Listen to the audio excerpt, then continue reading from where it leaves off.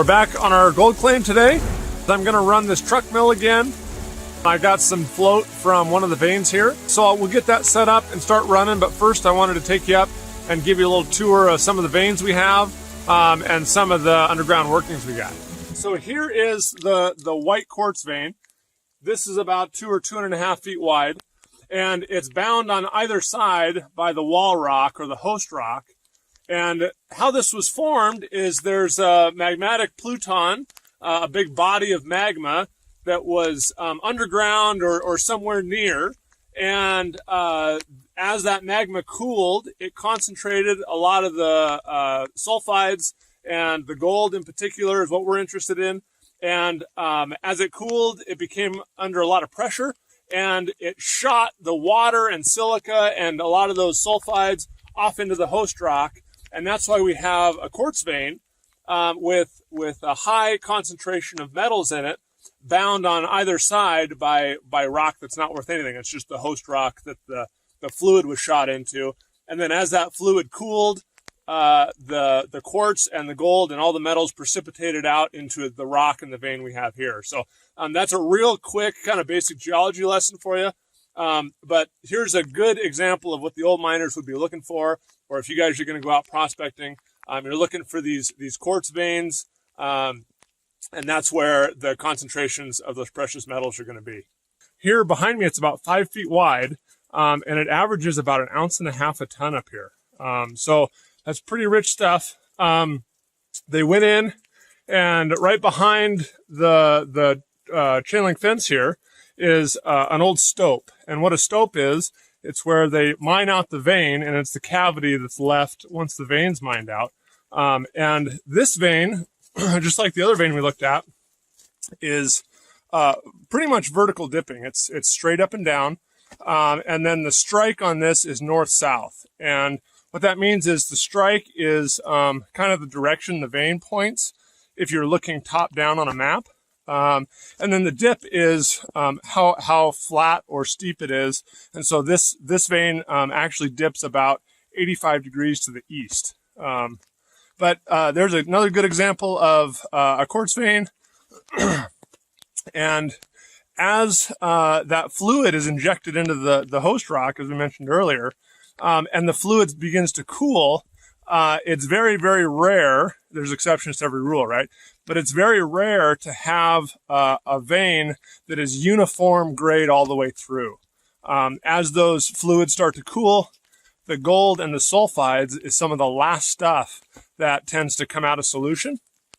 And so in most quartz veins, this one included, there's actually some really rich bands in the vein, where there's some other sections where the quartz is pretty much barren. So most of the time, you can go in and find some good juicy spots in veins where you can hydrate them. But in any stope, there's two walls. There's the foot wall, which is the one that you walk on, and the hanging wall, which is named after the miners hanging their lanterns on or something. A lot of these old piles here that you'll see around in the stope is waste rock that they didn't want to hand muck out, and so they just had someone, probably a young kid, stacking waste all day long. Here's the hanging wall again, and then there's a big chunk right there. There's another big chunk right there. Those came off of this hanging wall sometime in the past. There's some more chunks. So there's a section here in the mine that's probably not very stable. And you can see, looking up at the hanging wall here, this piece, see that big crack right there? All the way along there, that piece is just barely hanging on. So this really points out some of the dangers of going in old abandoned mines. It's just not a very safe place to be. And there's a lot of safety concerns. And if you go work underground, you actually have to take quite a long, rigorous class for safety, just to be eligible to go underground. So we'll work our way over here.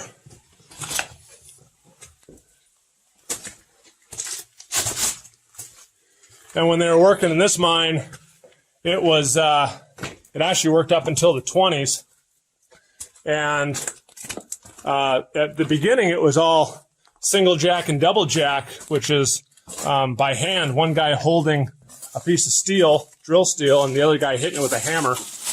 And that's how they would drill their holes to blast. And then in the teens and 20s, they ended up getting some air power up here, probably a compressor, and they ended up using jack legs. But here's actually quite a beautiful pile of stacked rocks there. The Romans would be proud. But here is, this piece here is a wooden stull, is what that's called, and that's just a big block of wood that they wedged between the footwall and the hanging wall to keep this big piece from falling down when they were working. So that's probably been there about 100 years. And then looking up over here, there's another one, and there's another one. So they were pretty concerned about some of these big pieces coming off the hanging wall. So they stole them up for support. When, and they did that when the pillars weren't enough to keep it safe in here for them. And so whenever I'm in old mines or old stopes, my rule is never touch any wood. Don't touch anything holding the ceiling up. Don't get near it. Don't cough on it. Stuff like that. And then here is an ore transfer tunnel. There's the rail. And they would run ore carts back and forth. And they'd muck out the material and send it down to the mill. And so looking up to the stope we just came out of here, they'd be up there working, drilling and blasting, and then someone would bring the, probably hand muck the stuff down the stope here and shovel it into ore cars that would be here, and then they'd take them down the rail and outside to the mill. Watch your head. But we're walking along our rail here. And this is a section of the vein that's actually pretty interesting. I don't know if you can see it from here. We'll get a look up closer. There's the working face. So there's the vein. And right in here, this vein is flat lying. It goes all the way across there. That's all vein that the light's on. And it's in here perfectly flat, where the stope that we were just walking down is dipping to the south about 25 degrees. And as I mentioned earlier, whenever you have a bend in the vein or a spot where something changes, it's typically really high grade. And we've identified this area of the vein, this flat-lying area, as a really high grade zone. So let's go up and take a look here at the vein. And we figure right here, here's an old blast hole that they did. And I've been down here taking samples and looking around. And this vein is, probably 3 or 3.5 feet thick. You can see it's quartz, and then it goes into the hanging wall up there. But some of the assays we have, there's probably 20 or 25 feet of strike here along this vein, 2.5 to 4 feet width. And my assays have been coming back between 2 and 3 ounces a ton here. So our hope is to get some equipment in here, do a bulk sample, get in here and drill and blast, probably do a little stope round, maybe get 10 ton, 15 ton on the ground, and hand muck it out next season, run it through our system, and see if we can get enough gold to make it worthwhile to actually develop this mine. Well, sometimes you just got to do hard work in the rain. So right now I'm going to load these small piles of quartz that I have, all this quartz float I collected, onto the back of the truck, and then we'll drive down and get our system set up plug in the sluice and get the pump going, and we'll start processing our float.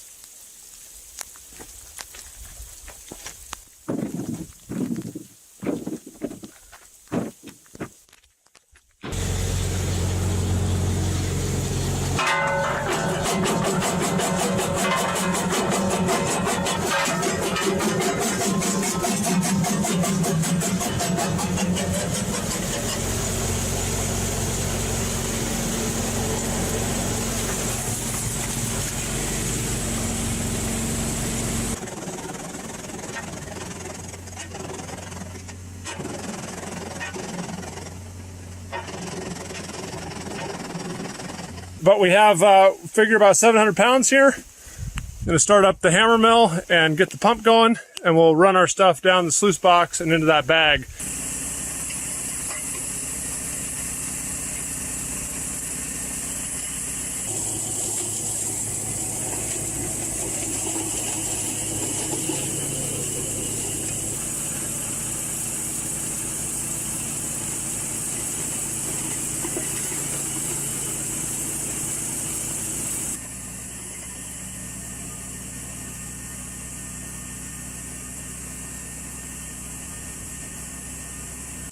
All right, so we just finished up.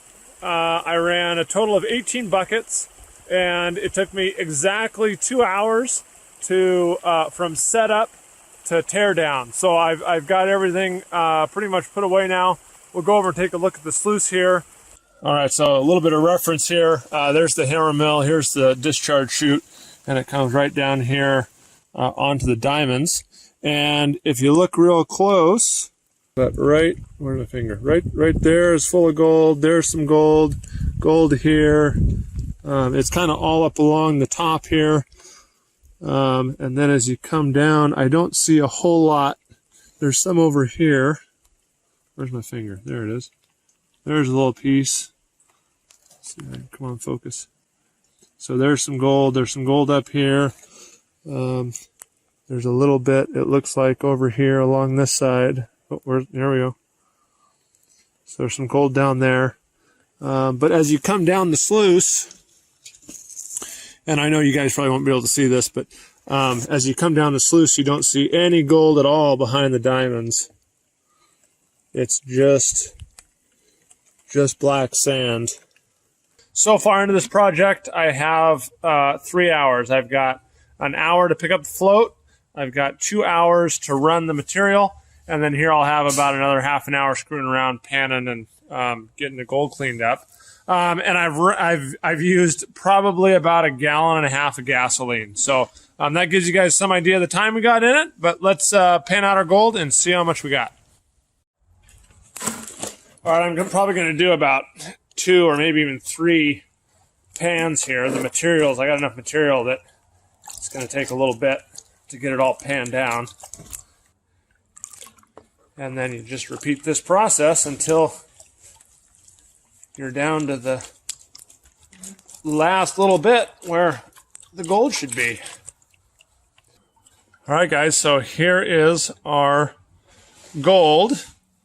There's still quite a bit of black sand in there, but I got impatient.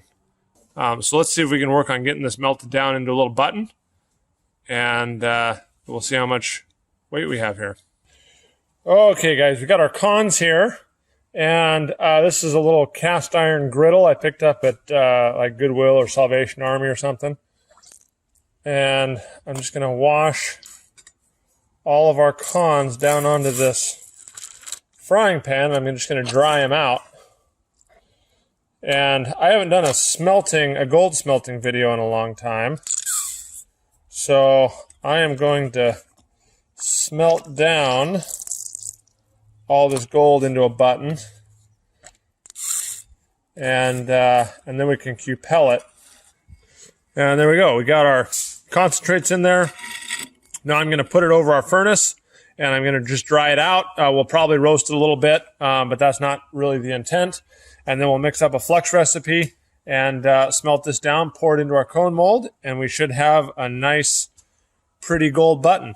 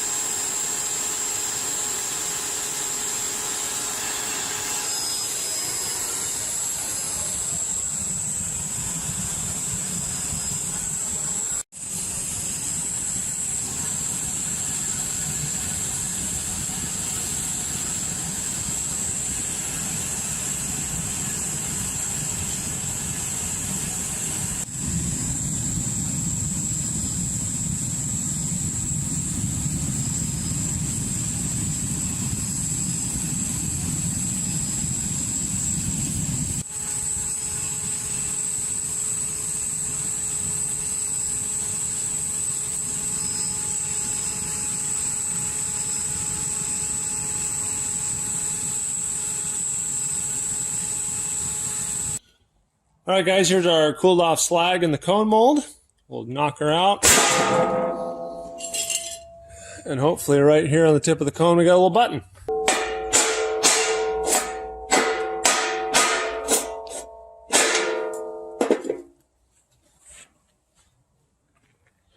So there's our little button.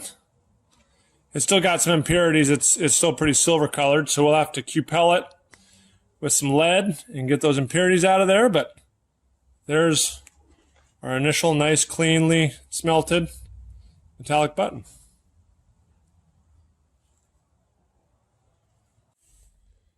All right, guys, here's our little button. We'll get a weight on her before we Q-pel it. Looks like it's right about 10.5 grams. So now we can figure out how much impurities we remove by weighing the gold button when it's refined. And here's our little magnesia Q-pel we're going to use. I'm going to put our gold bead in there. I'm going to add a very little bit of lead, maybe 5 or 10 grams. We'll heat it up to about 1900 degrees. The lead will oxidize and start being absorbed by the Q-pel, and it will carry any impurities with it, just leaving the precious metals, the gold, silver, and any platinum, palladium, stuff like that won't oxidize in our gold button. All right, our furnace is heating up here. Here's our Q-pel, gold button, and lead. Furnace is getting warmed up, so I'll place that in there. We'll check back in it here once it's molten and oxidizing.